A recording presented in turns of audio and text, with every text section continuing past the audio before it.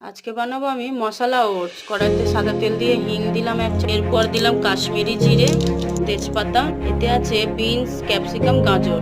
এবার এটাকে ভালো করে ভেজে নেব। হালকা একটু ভাজা হয়ে গেছে, এবার একটু পেঁয়াজ কুচি দেবো।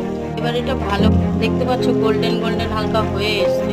এর মধ্যে এবার দেবো টমেটো, ধনেপাতা, মটরশুঁটি। এটাকে ভালো করে একটু নেড়ে নেবো, নিয়ে হালকা একটু আদা কুচি দেবো এর মধ্যে। 1 ইঞ্চি মতো আদা কুচি। এর মধ্যে দেবো আমি 1 প্যাকেট ম্যাগি মশলা। ম্যাগি মশলাতে অলরেডি সব কিছু মশলা লবণ থাকে, তাই আমি এখন লবণটা দেবো না। এটা দিয়ে দেখবো কতটা লবণ লাগে, তারপরে চেক করে দেবো প্রয়োজন হলে।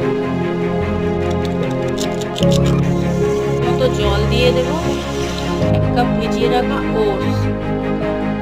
এবার আমি একটু নুনটা চেক করে নেব। কাশ্মীরি লাল মির্চ সাদা সাদা লাগছিল, তাই দিয়েছি আমি না। সকালবেলা মশলা ওটস টিফিন